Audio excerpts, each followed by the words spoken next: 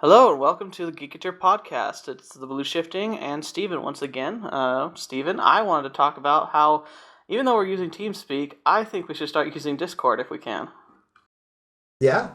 Well, I mean, That, okay, Discord is like TeamSpeak. For listeners who don't know, TeamSpeak is a free chat ability that's, low bandwidth. Lets you talk from computer to computer, specifically built for, gaming. Discord is like the same thing, but improved in pretty much every way. And if we can do a recording option on there, I want to start using that because I just found out I can use it on my phone and it works beautifully. so along the same lines, they actually do have a TeamSpeak app for the phone as well, but it's kind of ghetto. It's not as up to date as Discord's. Yeah, that was what impressed me because I think I've used a TeamSpeak app before and it was not impressive. Just kind of Uh-huh. and it worked. It was like okay, but the sound quality really suffered and there was always like some delay. But on the Discord Right. one, I honestly could have been on my computer, and on it was just wonderful. And it also has a activate, like I can either do voice activation or touch.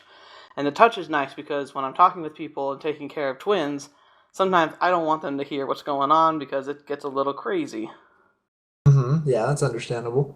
But I don't know, just higher quality, and I'm very impressed. So I don't know if anyone's Yeah. listening to this. Discord, check it out. DiscordApp.com, I think, right? I think so. It might be Discord app. Let me look that up actually real quick. We can put a link in the description too. Yeah, I'll make sure it gets in there. But I guess Oh, it I is guess discordapp.com. The GG thing I'm thinking is for a link. Anyway, never mind. yeah. Well, I know. I mean, if you type in just Discord, you're gonna get My Little Pony, and you're gonna get I don't know, my Fourth Rider Apocalypse or something. Who knows? All right. So on the side of I guess my astrophysicist side, I saw a news article that ran by. Like I passed it like four times. So I was like, it's stupid, it's stupid, it's stupid. And then somebody posted it that I highly respect when it comes to like posting scientific articles. And they posted a story that was labeled, I think it was something like alien modular or alien device detected orbiting dimming star. And I'm like, what on earth is this about? Like, have you seen those articles? I haven't. So like The the late, story, huh? I was just gonna say the latest thing I've seen related to space was the whole potential discovery of that 10th planet out there, which is kind of exciting. Ooh, I'm sure we'll talk about that because that is also really cool. But the one I want to talk about here is that I think it started like when I read the article. I think it said like 1 or 2 years ago. They were just doing some basic observations, and there was a particular star that they were observing, and then the star itself started to just dim, like which was really strange. Stars typically don't just dim; they usually get brighter and brighter and brighter, explode, and then they're gone. And so they kind of tracked it for a while, and then I think in the past year, the star has dimmed 20%. So effectively, it's 20% less bright than it was just a little while ago. And that's like crazy bizarre. Like they've never ever seen that before in any celestial object. And they were just baffled. Like the scientists, I think they were Caltech. Caltech scientists were like, "Oh, what the heck is this?" And one of the scientists casually made a reference saying, "What if this is some massive alien structure that's been built around the star and is like blocking it partially?" Oh, a Dyson sphere? Yeah, and like that kind of caught on as a fun and interesting concept because technically, if such a device existed, this is probably what it would look like from our perspective. Hmm. Or what if it's just simply a black hole? Well, I don't know. A black hole would probably warp the light more. Like we've definitely seen like how black holes are because like we can detect them with the warping of light that gets too close to them. This is more of like the light output itself. Because like I know I've seen what they when they look for a black hole. It would be pretty obvious if it were a black hole, unless I don't know. It could be like maybe a super small one or something. But like I said, there's really no clear answers to this. I doubt we're gonna find out. But it kind of makes a fun, you know, mental mental practice saying like, what if there is a gigantic like star consuming star killer base out there? And then I realized, oh crap, maybe J.J. Abrams actually knows what he's talking about. Hmm? Star killer Yeah, I don't base. know. Yeah. Oh, Quick, the you gotta basically stop it. means as soon as the Destroy star is the what was it? What gone, did they have to destroy? the Hosnian system. Oh no, it wasn't the Hudson system. No, like what did they have to bomb in order to stop Starkiller Base? It was like the disruptor Oh, field. yeah, the I forget exactly what they call it. Some kind of a thermal oscillator. Yeah, there you go. Thermal oscillator. That sounds right. Anyway, name Star Wars joke aside, I thought it was an interesting article that's getting a lot of attention. Yeah. Oh, interesting. I had not heard that one yet. That was my phone. I'm going to put that on the quiet. I am sorry. I actually find it unlikely. Like the whole Dyson sphere idea is kind of a fun concept, and I mean, it would be incredible to be able to capture 100% of the energy of the sun that way. But I would just think the amount of time and resources to make something like that is just so mind-bogglingly huge that, oh man, I don't personally see it very feasible. The other thing is, what on earth would you do with 100% of the energy of a star? Because, I mean, look at all the stuff that happens biologically, completely naturally, with a, fraction of a percent Well, on that just our answer's easy. planet. I think that answer's easy. I mean, Netflix. Oh, dear. It's like Wi-Fi for the galaxy, right? Yeah. I wonder what you could do. I mean, the only thing I've ever seen in sci-fi that actually used an effect of a Dyson sphere is Doctor Who in season 7. Like, they go into the heart of the TARDIS, and not the heart, actually, though. Like, they pass through the engine room, quote, because the engine room is just a star that's in the process of collapsing into a black hole, so it's a supernova, but it's time-locked so that it's going incredibly slowly, and the TARDIS uses that as an energy source. So it harvests all the energy it needs to run itself through time and space, and then when it has more energy, it increases how the rate of the explosion so it can harness all the energy from it. Mm-hmm. Of course, the TARDIS just breaks all rules, so can't really claim it's based on any type of scientific mumbo-jumbo. So there's this website out there that I used to love, and it basically compared scales of different sci-fi ships and everything. And it was pretty cool. It used to be Merzo.net, Merzo.net, and now he's changed that into some, I don't know, he's repurposed his website. You can still get to this particular page on the archive, though, if you go there. But anyway, he has a scale comparison of different sci-fi ships at different ranges, and the Dyson sphere was by far the biggest thing. And I'm pretty sure he said that the reference was from one of the Star Trek episodes, but I'm not a Trekkie. I could be wrong there, but it's just that's the first time I'd read about it, and I think yeah, it is. But if I remember the episode of Star Trek that it's talking about, it was very brief. Like, the Enterprise gets sucked in accidentally, and then whoever built the Dyson sphere apparently was he was either too powerful to control, or he didn't want to fall into the wrong hands or something. It ends up self-destructing, and the Enterprise almost dies with it. Yeah. I remember the episode being sadly more focused on the crew and almost nothing about the really cool scientific idea that they were toying with. Yeah, I guess the other explanation for a Dyson sphere though would be a gigantic vacuum. I guess so. I mean, It was a joke. Oh gosh, dang it! I was about to say, Dyson wait a second, a vacuums. vacuum couldn't work in space. That would be stupid. You know the Dyson brand of vacuum that have the big ball on them. Yeah, I'm so dumb. I have not been getting enough sleep this past week. I gotta tell you what. So let's move on to that other topic before I embarrass myself any further about Dyson. You want to talk about the 9th planet? I noticed you said the 10th planet earlier. Well, I still, in my little heart, think Pluto deserves a spot in the planetdom. I mean, it's kind of like, the U.S. justice system. You can't be retroactively tried for a crime you commit in the past that you've already been, I don't know. Same thing. Pluto is a planet. We had decided that. So why do we go and strip it of its pride and glory? But anyway. I don't know, though. But I mean, I would see planethood more as a knighthood. I mean, it's a nice label, but it really ultimately has no meaning. Yeah, that's true. And the only reason why I think they wanted to clarify is because they'd found, in a very short time, 3 other planetoids that were even bigger than Pluto was and more stable. And they're like, well, heck, do we just add all of these planets? That would get a little ridiculous. So they're like, why don't we just make, fine-tune the definition of planet? And sadly, that did lead to the exclusion of Pluto because Pluto has its own class. So the articles I've been reading say that they think that there's another planet out there the size of Neptune.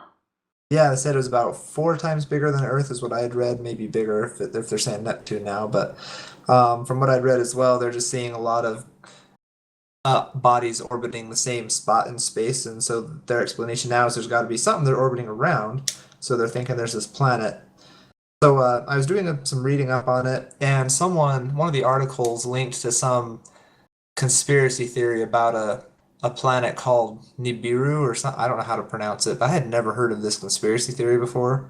Hmm. Apparently, it's this theory that this planet they call Nibiru or something.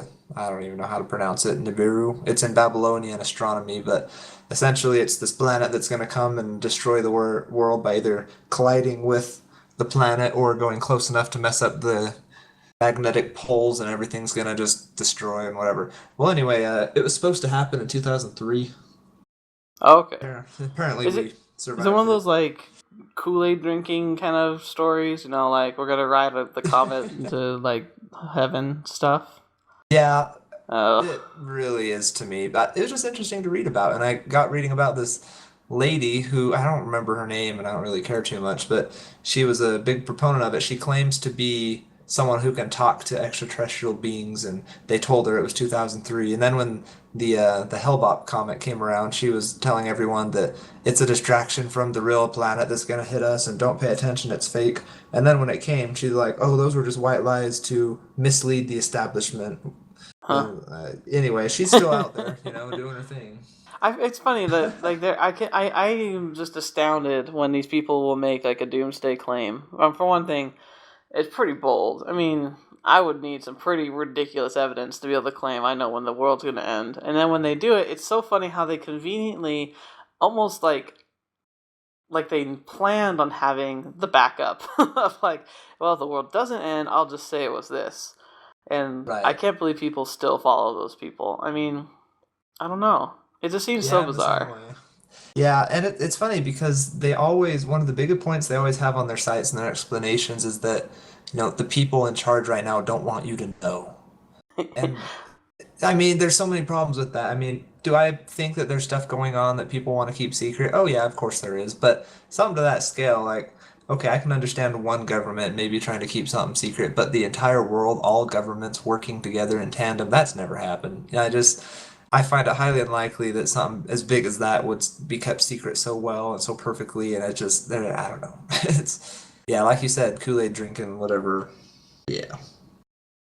Yeah, it's like, um, I guess the big thing about that is that like any nation, sadly, our world gotta admit, like a nation has to have secrets, or else they really cannot stand. If we knew everything that the president knew, say, the problem is that would mean that everyone else would also know that.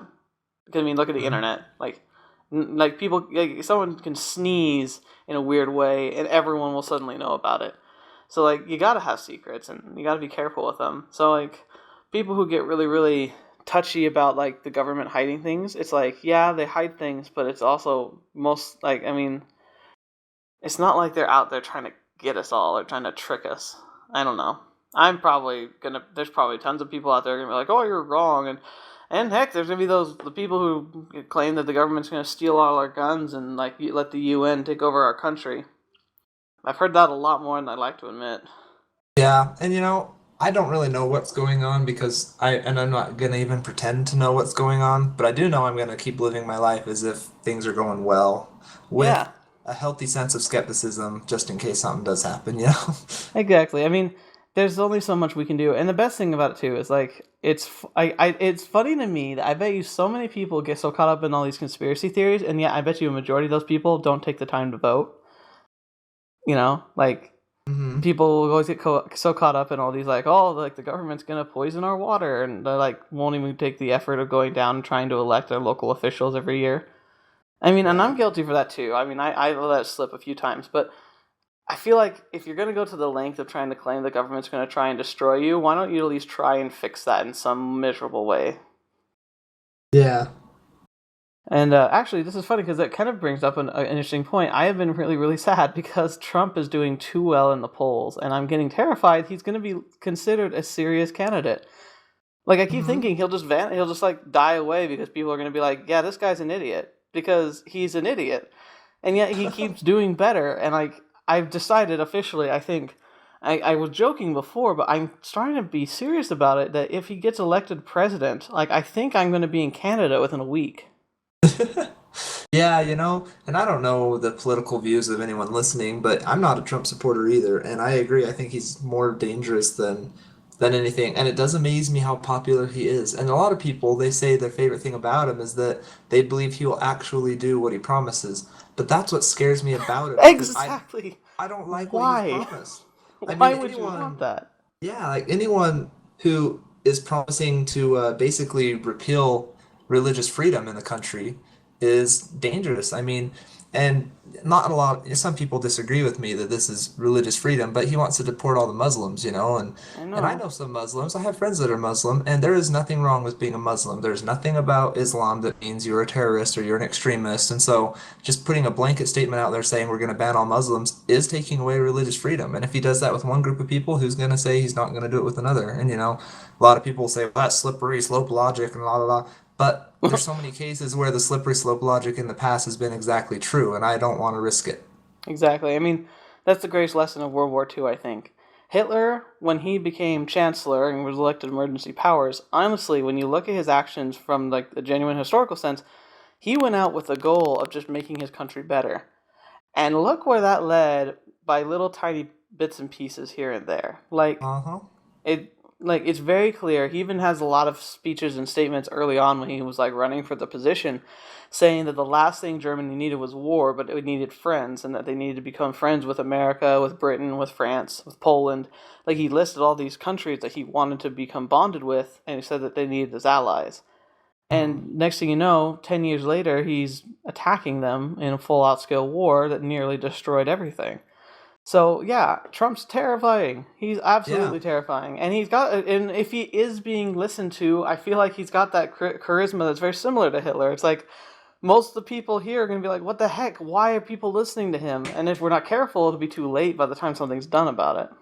Right. It's a scary situation because don't know what's going on, but Now, and I need to say one last thing. I am not saying that Trump is Hitler. I'm allegedly claiming that Trump right. has similar charisma to such German leader. I'm not claiming he is Hitler, okay? Like, I Right. have to get that out there. I don't want to get Yeah. sued or something. Well, another thing that some of my coworkers have brought up too is one dangerous thing about Trump too is, a lot of people think, oh, he'll be good for the economy because he's a successful businessman. It's like, well, guess how he got his success though?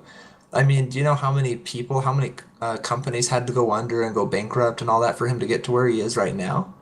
I Started mean, with a small loan of $1 million.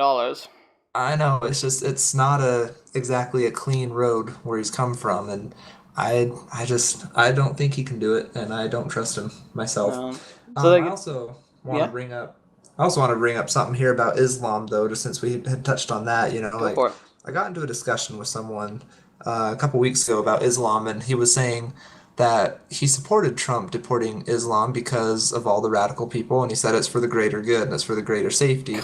And so, I got into this conversation with him about this, like, why would you think that just because someone is part of Islam means they're suddenly a terrorist? And he's like, well, you just don't know because the Quran itself says to kill the infidels, and infidels means anyone who's not a Muslim. And so that's their teachings. And I was trying to talk to him like, no, Islam's very peaceful. These people, you can't just, like the Crusades.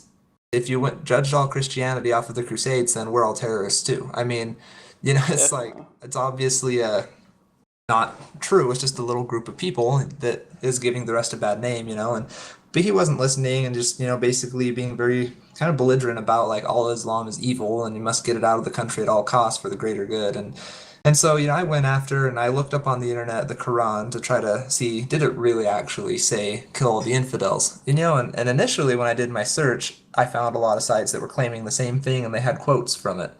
But the problem with that is the Quran itself in Islam, the Quran is an Arabic work. It's Arabic scripture. If it is translated, it is not the Quran anymore because that's just part of how Islam is. The only true Quran is Arabic.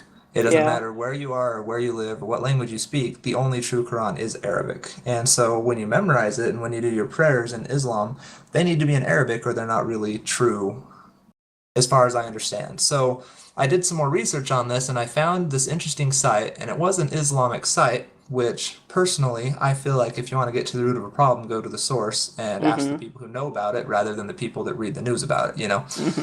So, and I found some other sites to back this one up too, but he went through and he was explaining this because he's saying a lot of people have these really bad translations of the Quran that are very radical and they give Islam a bad name, all for the sake of their own political gain and all that. And he was pointing out that part of the problem with the translation is the word they translate to kill is more correctly translated as battle, and the context is off too. It doesn't just say kill infidels. The context of it is more close to battle against those who battle against you. And it's also saying to kill those who keep Allah as their God as well as other gods. And so it's Uh, very different context than just kill the infidels. It's more like protect yourself. If people are fighting against you, resist them, fight for your freedoms, fight for your religion. And then if there's someone who claims to be part of Islam and also goes after other gods, that is a big problem in their view. But it does not say just kill anyone who's not Islamic. But unfortunately, some more radical Muslim leaders also do interpret it as that, and that's kind of where the radical groups come from. So, yeah. you know, I I'm think. I'm I'm Sorry, Dad. wishing with that same person I was talking about earlier, who was kind of all upset about it. I don't really want to bring it up with him again, but if the situation does come, I feel like I have some more, ammo to take to the discussion because that's a sore spot for me because I'm a huge fan of learning about other religions and everything, and there's no way I'm going to believe one group of people is evil because of their religion. Because I mean, I'm a Christian, and if you judge me off of the Crusades, then I'm a terrorist. And that's obviously True. not true. Another thing that's interesting is like very often you do hear this attitude coming from Christians, just because, well, for one thing, we're a Christian, like majority Christian nation and all that. But here's the thing that's really interesting: anybody who claims that because like the Quran could quote claim that you need to kill anybody who's not Islamic, they obviously don't read the Bible or understand what the Bible says, because the Bible has a lot of very terrible, terrible, terrible things in it, like Mm-hmm. the genocide of the Canaanites, like murder Mm-hmm. every man, woman, child, and ox, repeatedly in the scriptures there. Doing things like stoning an adulterer. I Right. imagine a lot of us know people who technically, by biblical terms, commit adultery or, live without being married. And technically, if we went with everything that the Bible said, it's assuming that the entire thing is as valuable as the rest of it, saying, excluding the idea that most Christians say that the New Testament is really what you got to listen to the most. If you try to boil it down, ultimately we're all supposed to follow the Bible, and ultimately the Bible tells us that we should be killing everybody who is not Christian, and tells us that we should be killing everybody who commits adultery, and that would include killing people we know and probably care about. And so I imagine the Quran is very similar. Like, can you take it literally? Oh, yeah, probably. But I imagine that the spirit of the context is very similar to the Bible, in which that the message is be peaceful, and that one little part might be saying something like defend yourself in times of trouble. I mean, you're not going to find very many philosophies that have survived through the very violent history of humans who were told never fight back when you're being attacked. Sadly, those people tend to be destroyed. Yeah.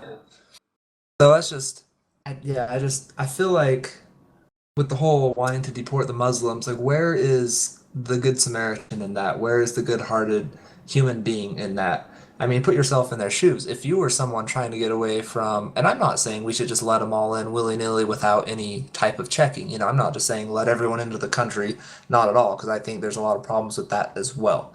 But the whole deporting thing, I mean, think about if you were in their shoes and you have this religion that you're very you feel very strongly about, it defines who you are as a human being, and then you have another group of people wanting to chase you out of the country because of that without even knowing you personally.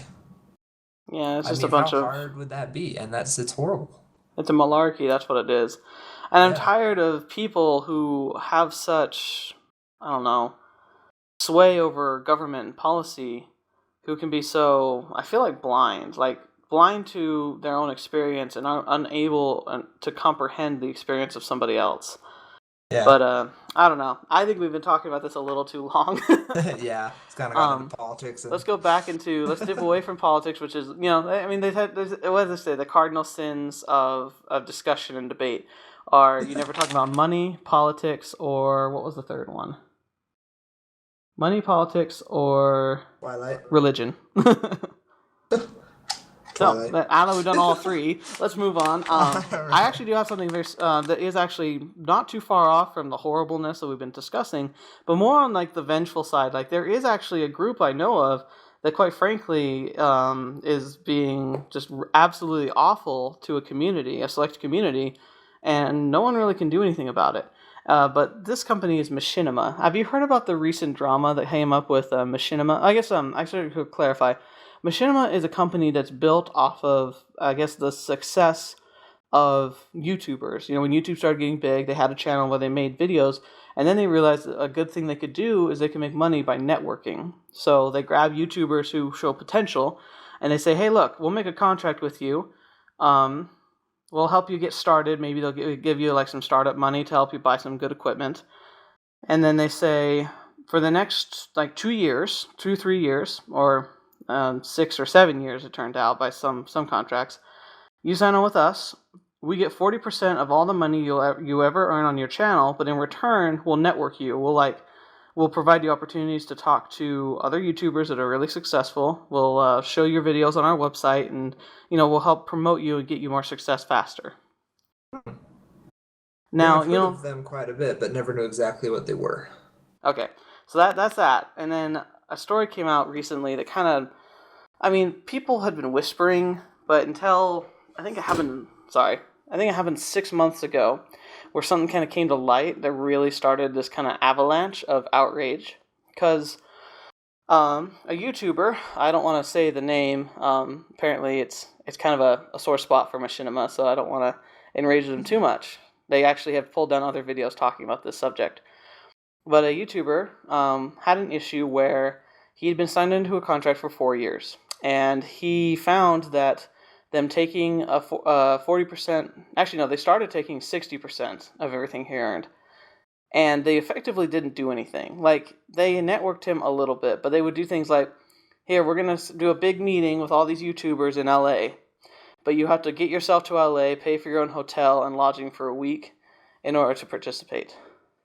Huh? And so he's like, okay, so I'm a YouTuber, probably barely making it by, making videos every day, because honestly, until you're making like Markiplier levels of subscribers, you're poor. Like if you're doing it for your job, you aren't going to be rolling in the money. You could be making enough money to like make it your career, but that's the thing, it's like you never stop. And so to do something like that is pretty much extortion. And the other problem is that in the contract, they put all these like amendments in there that they never ever told him about. So for instance, he was trying to talk to him because he wanted to bring up some issues he had with the contract, because they told him that they could renegotiate his contract anytime. Like they had a clause in there that said that if he wanted to bring up an issue, they could listen to it, and if his success had grown and he had been able to keep his contract to that point, they could renegotiate halfway through. So he brought it up saying, hey, I think I deserve more of my own money that I'm earning. And they wouldn't listen to him. He would send them email after email after email and just go back and forth, nothing. He eventually contacts them because he tells them in an email, I am going to quit my contract, disband my YouTube channel, because they technically own the name of his channel at that point. So he would shut down his own channel and then start up a new channel under a new name. That was like the only way he could force himself out of the contract. And then they finally emailed him and said, hey, what's up? And so he did some back and forth and finally got them to agree to give him 10% more. So 50%. So now he's making half of the money he earned, and that, he should be fine. And he was told by the person on there, he's like, yeah, your contract will still be, like, it'll still end on such and such date in a year and a half. And like, we're just going to change this percentage thing, it'll be fine. 3 months later, he goes back into his contract, and it turns out that the contract they had sent him to signed him on for another 4 years instead of the year and a half he only had left. Oh boy. And so then legally, he has to get this big spat talking about how like crazy it is. And so he once again was trying to send him emails, and they wouldn't respond to him. He threatened to quit again. And another person contacted him, started sending him emails talking about, like, hey, let's work this out. He decided to do some research. The guy's email was a fake. The person he was talking to had faked his own name and was talking to him as a representative of Machinima, but he technically wasn't an employee of Machinima because the contact name was a fake. Oh. He was sent by the company. The company was doing that, But the thing is that apparently they train the agents that work with the YouTubers to just get the YouTuber to sign the contract at all cost. And they lie and cheat their way to that. Mm. And so he made a huge stink about this, and he put a YouTube video up where he was playing League of Legends, because that was probably his most favorite. His strongest followed videos were League of Legends. And instead of just talking about the game the whole time, he ranted about the problems he was having with Machinima. And then after that went up, like 3 days later, it started going crazy viral in the YouTube community. And because like his confession about what was going on had other YouTubers, including PewDiePie, the most successful YouTuber in the world, coming forward and saying, I've had a similar experience where they've treated me like the scum of the earth and like tricked me into doing things I didn't know I was doing. Yeah. And like they finally 3 days later contact him, and they send him this letter saying, tell you what, we'll give you another 10% of your earnings, so you'll get 60%. We'll reduce your contract down to 2 years from your sign date, and all you have to do is take your video down and never speak ill about our company again. Oh. He refused that, destroyed his own channel, and has been legally going after them since then. Yeah, no kidding. But it's like, these people are literally harvesting like the minds of kids, and most of them they're youths or young adults who are getting into the YouTube world, probably haven't been doing it for more than a year, and wanting to have success, and they prey on that feeling of success and that impatience that you just will feel. I feel it. Like I barely started this like not even a month ago, and I'm already like itching to figure out a way to get myself out there more. And so they prey on that feeling. Because, like, I mean, it's a natural thing. I mean, it's not even about, like, I'm not sitting here wanting to make money. I sincerely just want to have an audience that I can interact with, because I want to know, do people like what I'm doing? That's a big one. Like, I feel like I'm enjoying myself, but I want to know if other people do. And so, like, I can see the potential and, like, why people feel that way, but it's just diabolical. So diabolical that they're going to such great lengths to, like, literally trick people out of their money. And then Machinima, effectively, when they do that, they do almost nothing and get like 50% of the profits that YouTuber's making. It's like it feels like a pyramid scheme, except it's worse because you don't get anything from it. It just takes stuff from you. Yeah. This reminds me of the whole fiasco with Volkswagen that went down last year. And I just gotta wonder, these companies that are so dishonest, do they honestly expect to continue on indefinitely without somebody figuring it out? I mean, seriously, I just gotta wonder what is going through their brains when a company tries to be dishonest and cheat their way through stuff. Do they honestly think that nothing will ever happen? I mean, I just gotta wonder how dumb these guys are. Have you And ever this read The Hitchhiker's Guide to the Galaxy books? I have not. Okay. In the third one, there's something really cool. It's probably my favorite one. It's the one with the cricket robots. If I'm mixing up the number, and anyone who's listening, it's the one with the cricket death robots. Like they're robots that play cricket, but instead of like just playing a game with a little ball, they hit the ball and it's a bomb. They're war machines. But in there, they find I think the character is Slarty Barkfrost. He's the guy who designed the Earth, and he has a spaceship that runs off of a recreation of a diner. It like runs these like impossible calculations by looking at the movements of a typical like Sunday morning diner. It's bizarre, but he hides his ship. He's landed it, and like Arthur Dent comes up to it and he sees it. And it's like in the middle of the parking lot, like out in the middle of the open. It's obviously a spaceship, and he like looks around. And he's like, "Why doesn't anyone notice this?" Because everyone who's like walking past seems to just not even like they don't even give it any attention. They just walk right next to it. And so Brockfoss says that he's erected something called somebody else's problem field, and effectively what it did is the minds of the people who came by, they would see the spaceship, it would register in their brain, and then it would send out an electrical pulse that would tell your brain to immediately think the thought, well, you know what, that's somebody else's problem, and so they just ignore it. And I feel like that's what these companies assume will happen. They're like, you know what, this is diabolical, but it's making me money. I'll just let it happen, and I'll make money from it, because then somebody else has to deal with that later. Yeah, I almost wonder too if they know full well what they're doing and just expect to be able to afford the lawsuit after when it does come tumbling down. Like, how could you not? How could, like, if anybody who is in a position of, like, I don't know, quality assurance control, Or what about the people in Machinima who write the contracts? They know they're screwing people over.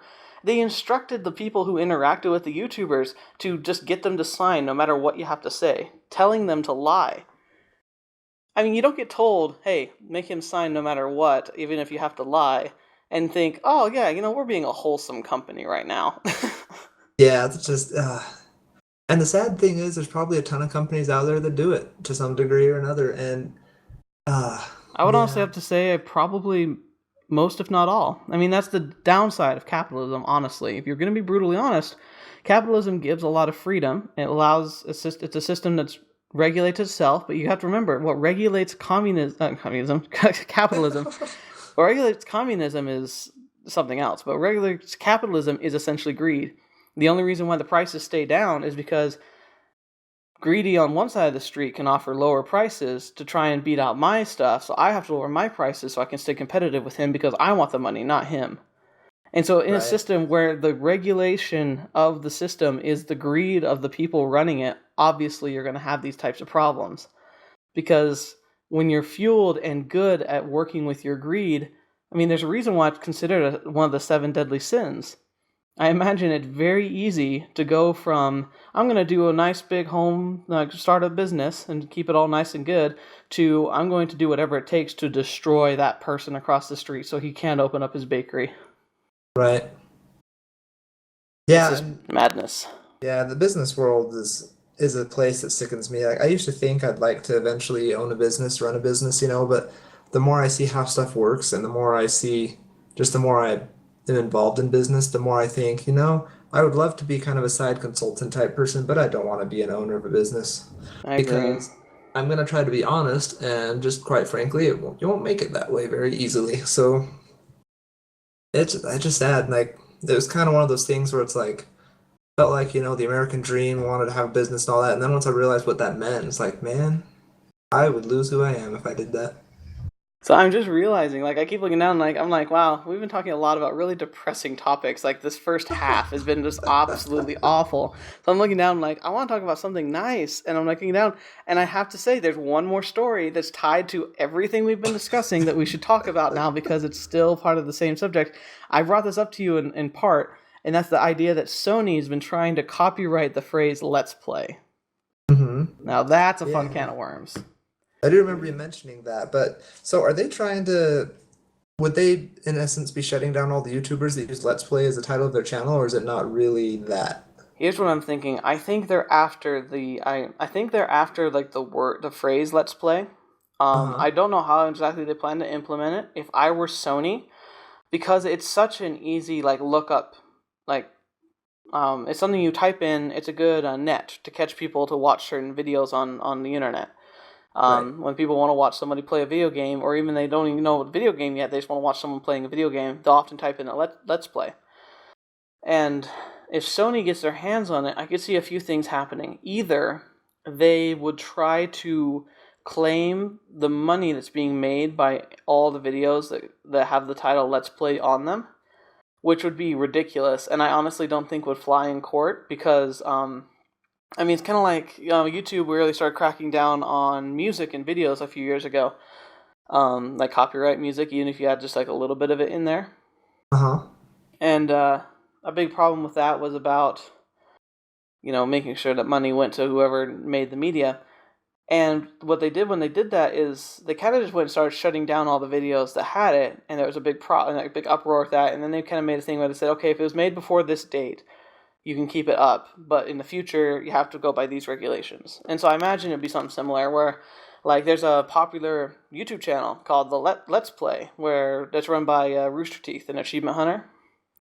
Very popular, they get lots of views, but their whole channel is called Let's Play. So I imagine they'd have a big issue with that. Well, there's a lot of channels use that, though, that's just...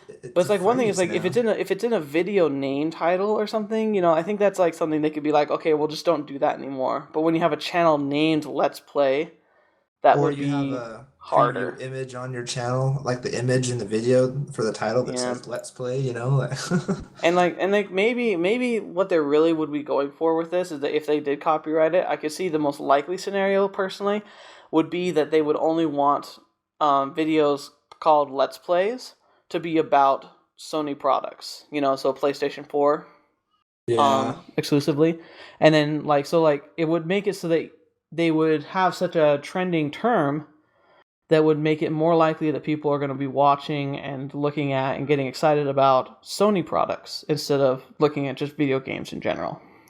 yeah. I can't fault them for trying because from a business point of view, once again, it's a very cutthroat world and it's kind of depressing. Evil. But yeah, but from a business point of view, that's a brilliant, nefarious, evil plan. But I mean, if I It's was the on the judge in that scale of case, Cruella de Vil. You know, yeah, like it's on the whole point of they don't care how many puppies they skin. They want that fur coat to be theirs, dang it. yeah. If I was a judge in that case, honestly, I think I would just say like, "What are you smoking? Get out of here!" I mean, it's ridiculous. You can't copyright or trademark a phrase that everyone's already using. It'd be like Brian Regan's. He's talking about he talks about how when they introduce a judge into a courtroom, they often call them a no nonsense judge. He what's a nonsense judge? That's the one who'd be running that shish kebab right there. I'd just be come out with a top hat and clown shoes and do a little jig on his way up to the podium, throw Like whatever gavels you at guys people want. who are being noisy. Like throw me a frisbee and whatever you want's yours. I don't know. It's so depressing. Okay, happy topics. We're gonna move on. We're done. That's all the bad ones. Oh my goodness, that's so terrible. Okay, a bit going back to space a bit because I had kind of forgotten about this because we got caught up in stuff. But have you been paying attention to SpaceX? Probably the most exciting company in the country.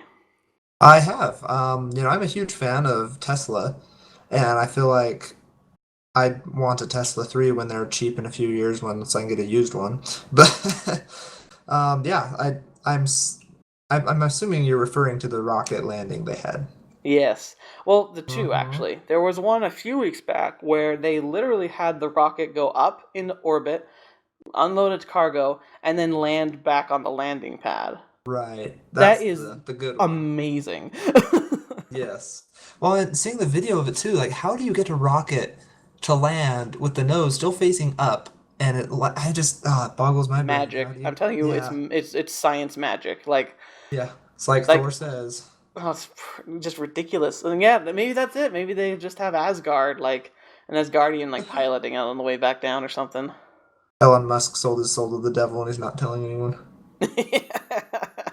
Oh, that would explain everything. Yeah. And then, of course, there's that second landing on the boat that didn't quite go so well. And that video is kind of fun to watch because there's a big boom and lots of fireworks. And Yeah, but I mean, the yes. principle there is still incredible. The idea that they had it landing on target in the ocean, which Right. is hard to pinpoint specifically areas because you don't have any landmarks to work off of or anything.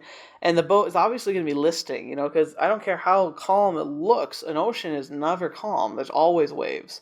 Yeah. And so it's going to be moving up and down and left and right, and to have it still land dead center onto its landing pad, and it crashed and fell over not because of any malfunction in its landing procedure, but one of its legs gave out. Right. The And leg that couldn't would take the burden. doesn't matter where it lands, that would be a problem. Exactly. That would have been successful if it had been the test from a month ago. Leg designer was fired, but other than that. Yeah, or at least reassigned. But Yeah. it's So and good. there's another company that they've kind of been competing with as well. And now I can't remember their name. I think it had the word blue in it. I don't know. That's how I am when I read up on tech stuff. I just read for the gist of it and I don't really remember details. So anyway, this other Yeah, company though that they're kind of competing against claimed they got the first re-landing of the rocket and they had a rocket that took off and then landed before SpaceX did, but the difference was their rocket was not carrying a payload and it did not quite make it to orbit. It yeah. made It it just kind of went into the upper atmosphere and came back down. right. Like it did technically make it to space, but it did not make it far enough to actually get to orbit, which, as Elon Musk pointed out, takes a lot more fuel, a lot more speed, and it's a lot more expensive. It's a lot heavier. So anyway, yeah, that same company though, I believe they just relaunched that same rocket that they had landed though, proving that it can indeed take a second flight, which is kind of cool. And Tesla hasn't quite done that yet, but I have no doubt that their rocket could fly again if they wanted. But they're gonna be putting it in a museum, I believe, which I agree with. Yeah. You guys did it first. Blah blah blah. Meanwhile, SpaceX is gonna actually get us to Mars. Yeah, but yeah, it's very cool stuff, and it just boggles my mind that, I mean, here we are thinking like, hey, look, I have an iPhone. It's like someone just re-landed a rocket. All right, That's so I got a question for you. I don't want you to answer honestly. okay. With your life as it is right now, if you got approached by somebody saying, "Hey, turns out we need some computer technicians to go to Mars, and we can probably get you home eventually if you want, but we need somebody who's at least willing to go out there and start a base camp," would you go? No, I wouldn't at this point. If there was a guarantee I could get back, yeah, but no, not right now. I mean, everyone that I've ever known obviously lives on this planet. True. And yeah, and like I just can't think. I'm not. I'd like to go and I'd like to explore, but I can't see myself wanting to go enough to just live there forever, permanently eating space food that's dehydrated and missing out on tropical beaches and all that. Even if they were to like say, okay, well, we'll just give you like $50 billion. Well, what am I going to spend it on? There's not a Mars Mall yet, or I just don't see myself saying yeah to something like that. I guess I mean, but being a part of history, you don't even find that tempting. No, I don't really care. I mean, if I have to be honest, if I weren't married and I were more physically, capable, I think I would do it.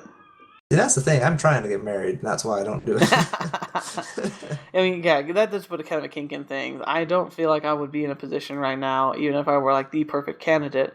Like, I don't feel like the need is so great that I would be willing to abandon my family. But if excluding that commitment I have, there's just something alluring about the idea of like being able to be one of the first people to literally walk on another like planetary body. Yeah. Well, in another 20, 30 years, once the M drive is all done and we're making breakthroughs in like interplanetary space travel, and sure, I mean, I think that would be interesting. But as things are right now, I definitely would say no. M Drive, I love that M Drive. Yeah. So one thing that's always funny, I want a good laugh. I always talk about Mars One. Do you remember when that was getting all big and exciting? Yep. Do you remember when no one stopped, like everyone stopped talking about it about like a year Uh-huh. ago? Yeah, I remember reading into that whole situation. I'm actually on their website right now, and surprisingly, it's still up, but it looks exactly the same as it did 2 years ago. Like all the buttons, all their quote science. Did I tell you about that news that article that paper I wrote in my in one of my classes about Mars One? I think you did, but I don't remember. It was a while ago. I was just really excited about Mars. I thought Mars One was kind of cool because they were claiming they're going to do it really quick, and like back then it was big hullabaloo. Everyone was talking about it. I was like, you know what? I want to learn more about this process because one of the big questions I had was how are you going to get water? Because water is like essential, and like how do you get water from a place that has no water? And I wanted to like understand what they were claiming they were going to do, and I wanted to like just understand it. And they want to do they do excavation and they pull effectively salt water from the ground and they process it. And I wanted to understand about that.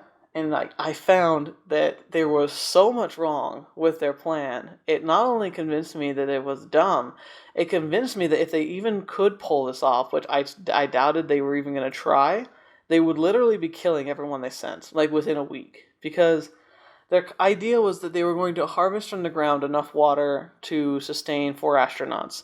I calculated out, like based on like the average salt water retention of the soil on Mars, that you'd have to excavate 3 cubic feet of soil a day per astronaut to give them enough water a week to survive. Wow. And like so for one thing, that would be pretty much a coal mine on Mars that needed to be run and supported by 4 people. And secondly, Well, have you the, seen sorry, you've seen John Carter, right?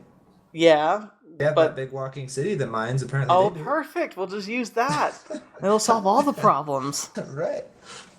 Ugh. But then, like, it also, like, that salt water is also poisonous. Like, it's not just, like, normal salt water. It's, like, horrendously bad for you. If it's not filtered properly, it actually is lethal in even small doses. Mhm. Because I think it was perchlorate salts.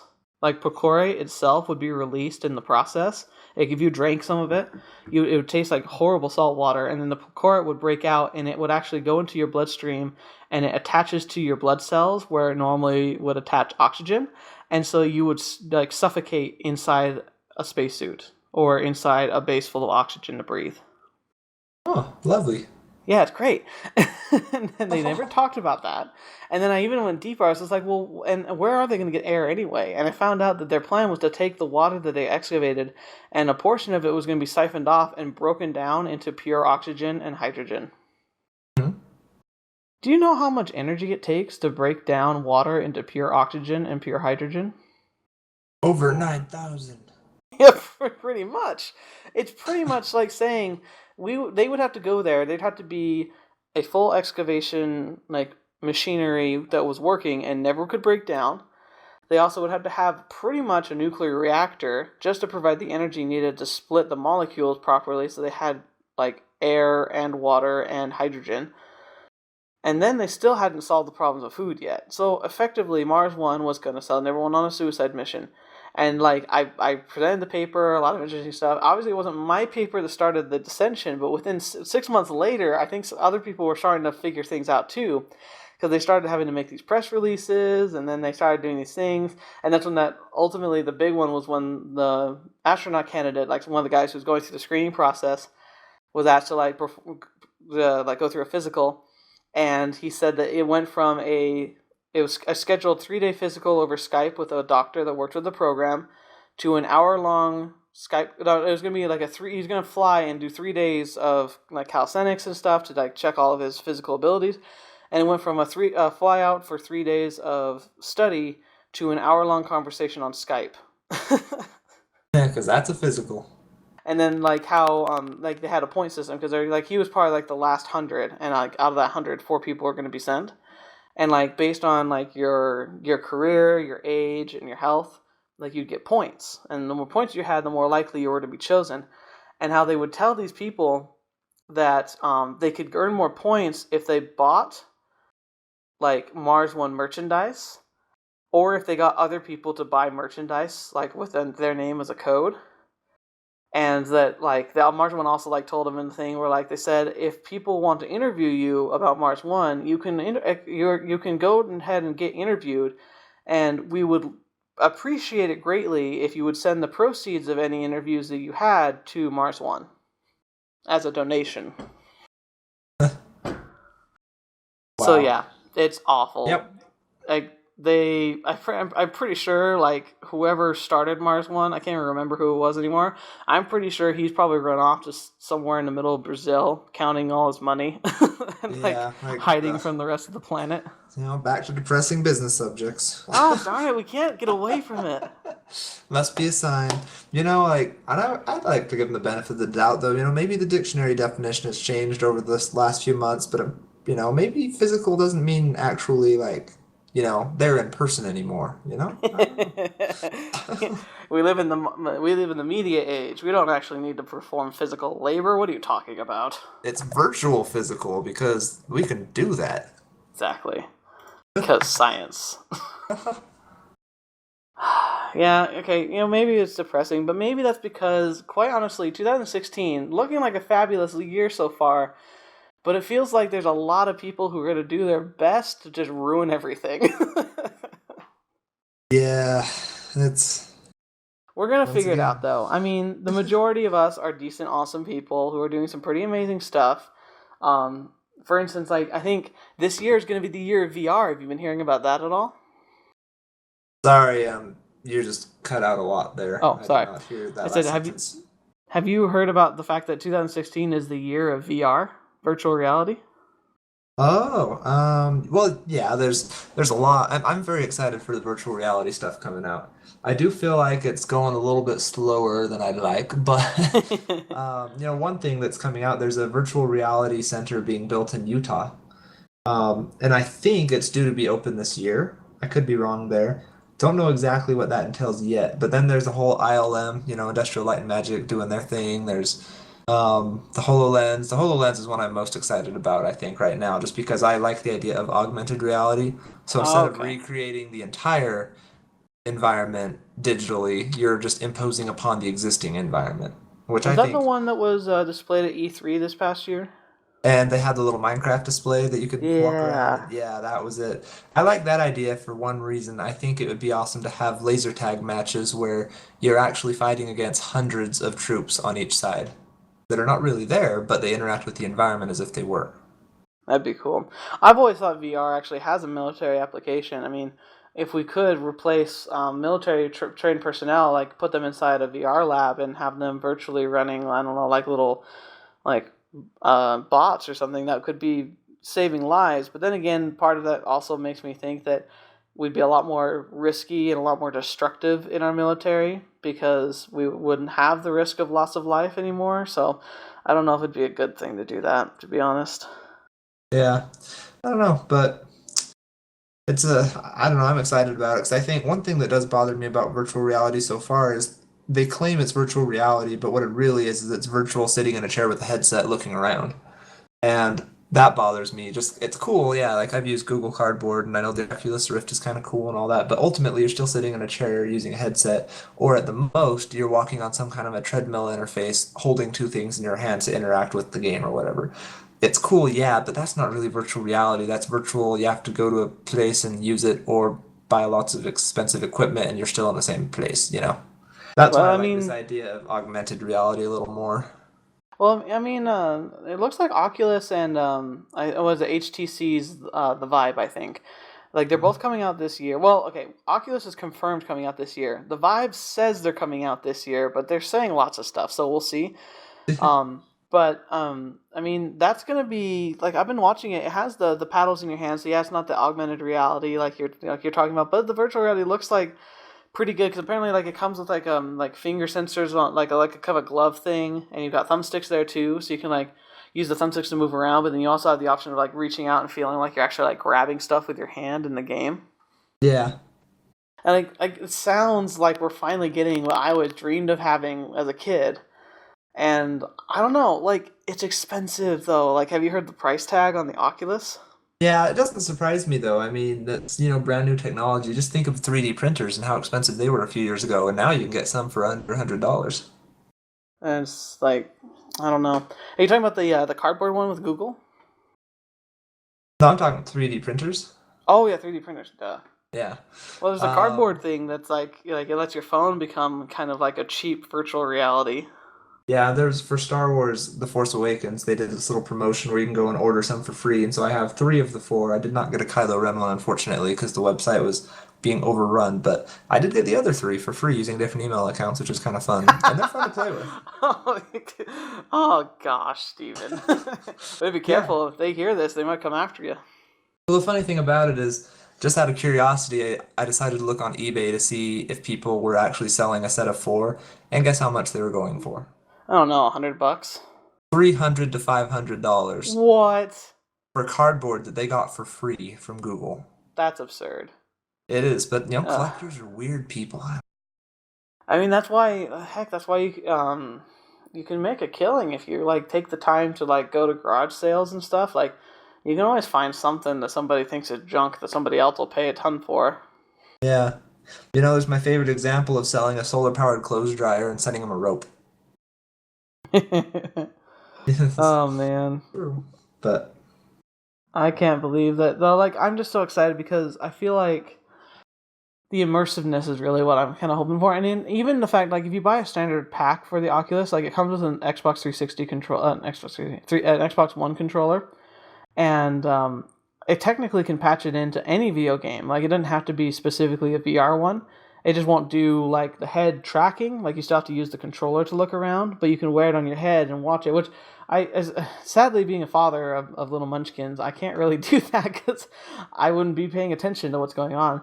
But I'm excited by the idea of being able to do things like if my wife's home and I want to play a video game, but she wants to do something else, Because the Xbox is notorious for it has a lot of processors, and so you can actually have a game running constantly in the background if you're running a different app. It normally just sits idle. But now I feel like with the Oculus, I might be able to play a video game at the same time that my wife's watching a cooking show on Netflix. And like that makes it sound like super awesome. Like I can't think of any reason why even that part alone wouldn't make it worth it for me. Yeah. Ultimately, for me, I think it's cool, but I don't see myself getting into it for a few years unless somehow I find a way to become some tester or something. That'd be cool. But what I would like to see eventually, though, is more of a, Ark Survival Evolved, for instance, which we've played a little bit. Oh yeah. It's like Jurassic Park, basically, and the graphics are incredible. The sense of, like, fear that it instills in you at night because there's like dinos chasing you, like it's one of the best environment immersion type games I've played, but I'm still sitting on a chair and keyboard, Like, Yeah.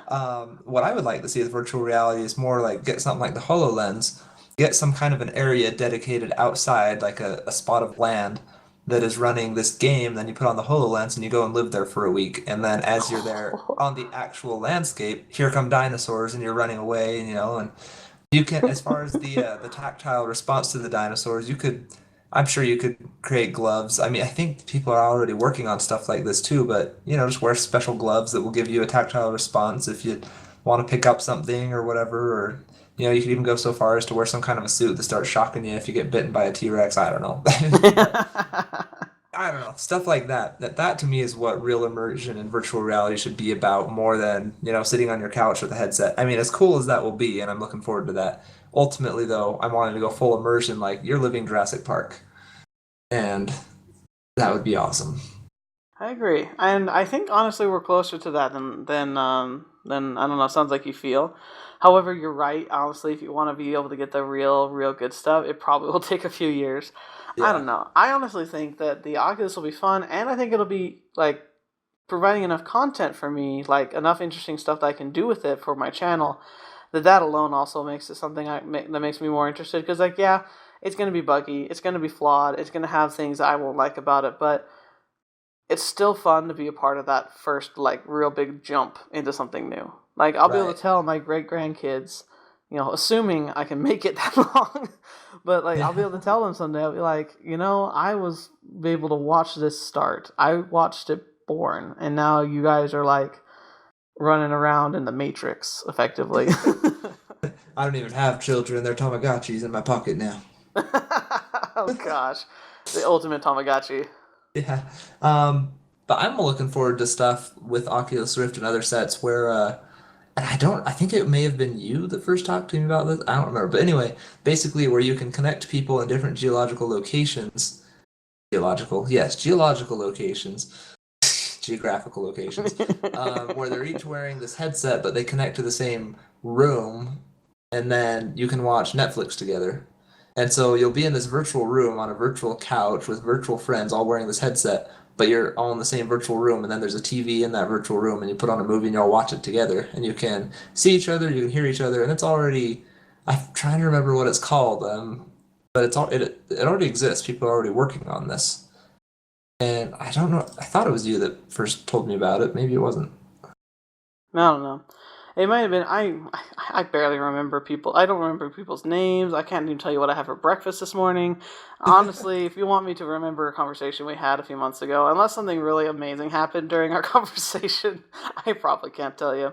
But Yeah, it must have been sadly, someone else, but it could have been someone else. It could have been me. Like you don't understand. Having twins running a YouTube channel. Like I don't sleep anymore. And like I'm fine, like I'm happy, but like there are times where I like will be sitting in the living room, like playing with the munchkins, and I'll look up and I'll be like, what was I doing last night? I don't even remember. Or like I'll watch a recording I make and I'm like, I don't remember talking about that. But anyway, sadly, we've got to kind of wrap things up here. It's been really good talking. I think this will be nice. I feel like we purged a lot of like the negative stuff, but like so next week we'll be able to like really focus and get down to some nitty gritty. I'm gonna start looking for some more deeper stories. Not just stuff that I'm seeing coming up in my news feeds and on the channels. Like I'm gonna start doing some more digging and just really try and find that good, juicy media that might bring something that people might not be used to hearing. Thanks again for listening, and until the next time, see ya. That was fun. Yeah.